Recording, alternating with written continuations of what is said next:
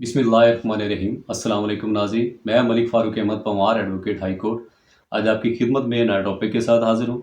हमारा आज का टॉपिक है मुआहदा किराएदारी क्या है और रेंट रिव्यूज़ एक्ट 2009 इसके बारे में क्या कहता है।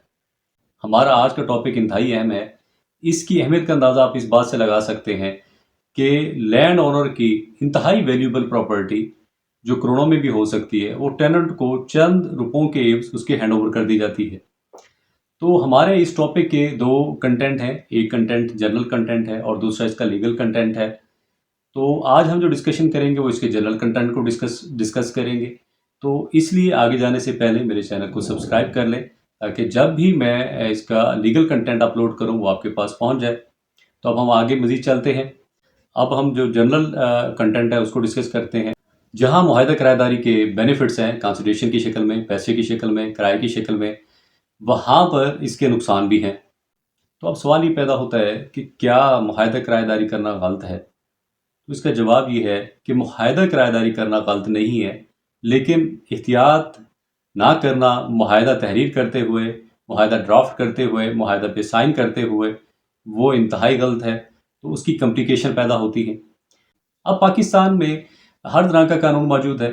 पाकिस्तान में रेंट की रेलेवेंट भी दो कानून हैं। एक रेंट प्रीमिसेस एक्ट 2009 जो जनरल एरिया के लिए है और दूसरा एक्ट है कैंटोनमेंट एक्ट रिस्ट्रिक्शन एक्ट 1963 जो कैंटोनमेंट एरिया के लिए एप्लीकेबल है।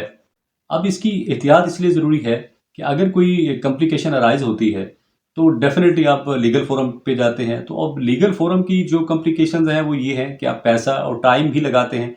लीव कितना मिलेगा, कब मिलेगा और मिलेगा या नहीं मिलेगा, तो ये ज़रूरी नहीं होता क्योंकि ये एविडेंस मैटर ऑफ एविडेंस होता है। अगर आपने एहतियात नहीं की एग्रीमेंट करते हुए तो आप अच्छा एविडेंस नहीं दे पाएंगे, इसलिए आपको रिलीफ मिलने या ना मिलने का सवाल भी इसी के साथ जुड़ा हुआ होता है। अब हम देखते हैं कि वो कौन सी चीज़ें हैं जो रेंट एग्रीमेंट करते हुए ख्याल रखनी चाहिए। वो 8 चीज़ें हैं। सबसे पहले तो रेलिवेंट लॉ है। अगर आपको रेलिवेंट लॉ का नहीं पता तो आपको अपनी प्रॉपर्टी की डिस्क्रिप्शन प्रॉपर पता होनी चाहिए। मुआहदा में आप प्रॉपर डिटेल डिस्कशन जो डिस्क्रिप्शन है प्रॉपर्टी की वो दें और उसके साथ प्रॉपर्टी के साथ जो अटैचमेंट्स हैं, अटैचमेंट से मुराद है उसका मीटर है बिजली का या सुई गैस का, वो रेफरेंस नंबर, वो मीटर नंबर भी मुआहदा किराएदारी में ज़रूर मेंशन करें। और अपनी सराउंडिंग्स में अगर नेबर्स हैं तो उनकी डिटेल्स भी अपनी प्रॉपर्टी की प्रोटेक्शन के लिए ज़रूर मुआहदा किराएदारी में मेंशन करें। जो सेकंड इम्पोर्टेंट चीज़ है, बल्कि आप इसे कह सकते हैं थर्ड इम्पोर्टेंट चीज़ है क्योंकि फर्स्ट टू थी, एक लॉ का पता होना चाहिए, दूसरा प्रॉपर्टी का पता होना चाहिए। अब जो थर्ड नंबर पे चीज़ आ रही है, अब वो उसका मंथली रेंट है। मंथली रेंट भी आप स्पेसिफाइड करें और फोर्थ नंबर पे जो एडवांस है वो भी आप स्पेसिफाइड करें किराएनामा में।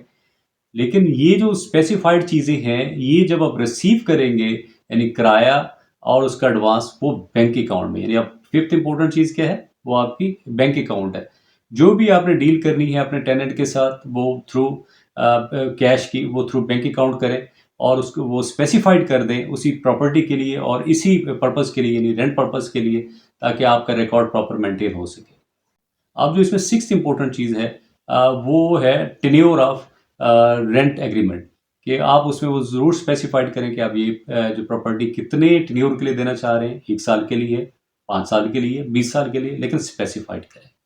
इसमें जो 7 इंपॉर्टेंट चीज़ है वो पर्पज़ ऑफ प्रॉपर्टी, कि रेंट प्रॉपर्टी किस पर्पज़ के लिए आप यूज़ करेंगे। आप कमर्शियल प्रॉपर्टी पर्पज़ के लिए यूज़ कर रहे हैं या रेजिडेंशियल पर्पज़ के लिए यूज़ कर रहे हैं, कोई फैक्ट्री उसके अंदर लगा रहे हैं। जो जिस पर्पज़ के लिए आप दे रहे हैं वो उसमें मेंशन करें, जो भी आपकी प्रॉपर्टी, नेचर ऑफ प्रॉपर्टी है उसके हिसाब से।